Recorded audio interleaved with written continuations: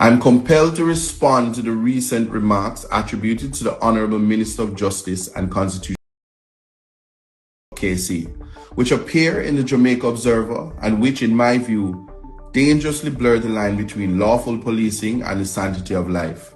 According to the report, the minister suggested that police officers may use reasonable force, including deadly force, even against a fleeing suspect if that is the only means available to stop them. He further stated that if police suspect a person is a felon, they may use reasonable force to apprehend that person. Those comments, as reported, demand urgent public scrutiny because they risk being interpreted as a license to kill rather than a careful statement of the law.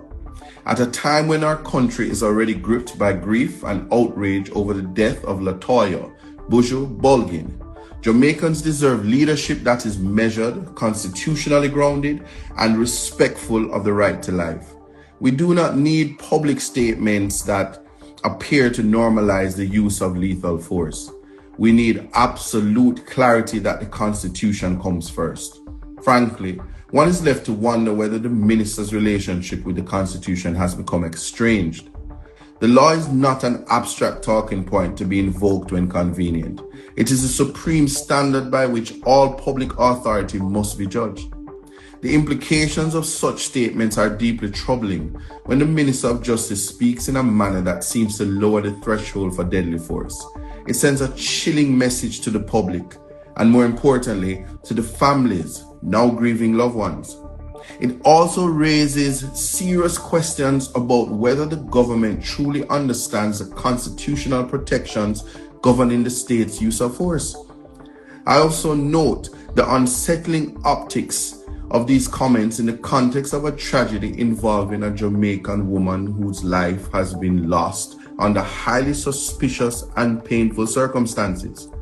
The public is entitled to ask whether the language being used by the state reflects the dignity, humanity, and protection owed to every citizen, particularly women who too often suffer the harsh end of abuse, violence, and state overreach.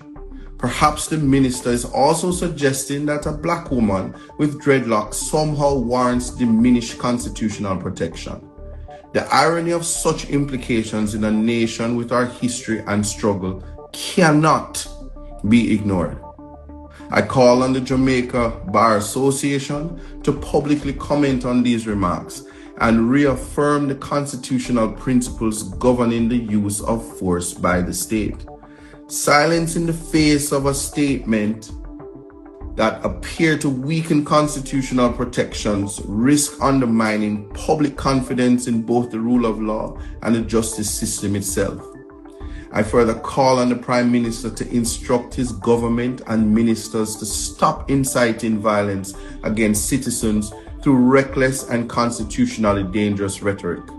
The legal profession cannot remain silent when comments from the highest levels of government appear to diminish citizens' constitutional rights and weaken confidence in the rule of law. This is not only a matter for political debate, it is a matter for the entire legal fraternity. The Constitution does not permit casual or sweeping justifications for deadly force.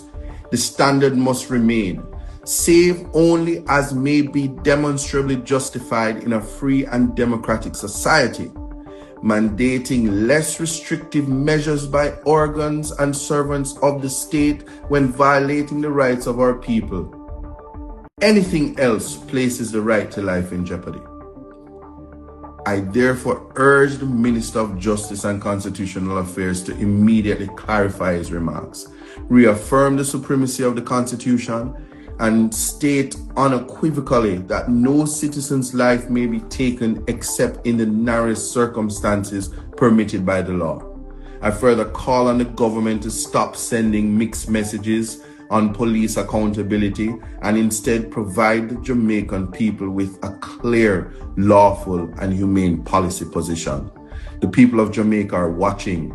They deserve better than ambiguity when the right to life is at stake. Visit our website at pnp.org.j. Alright, so this is how we can actually know that it's getting serious. You know, when more than one politicians more than one leaders, more than one organization, and also more than one media personnel are literally speaking about it.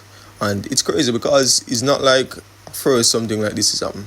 The fact that this story was caught, this incident, this police brutality, this murder was caught on camera, sparks a big debate, because a lot of times people have watched the news and heard that police was in a shootout with gang members or gunmen and they were fatally killed, and there wasn't any footage. But the fact that there is footage for this murder, it has sparked a big debate, and a lot of people from the garrison has been victim to this, losing family members and also friends, and also losing their own life, So the fact that it came up now as this big debate about human rights and police brutality, it's crazy because, as I said before, it's not like at first this has been happening for the longest of time, and the fact that a lot of these leaders can weigh in on it.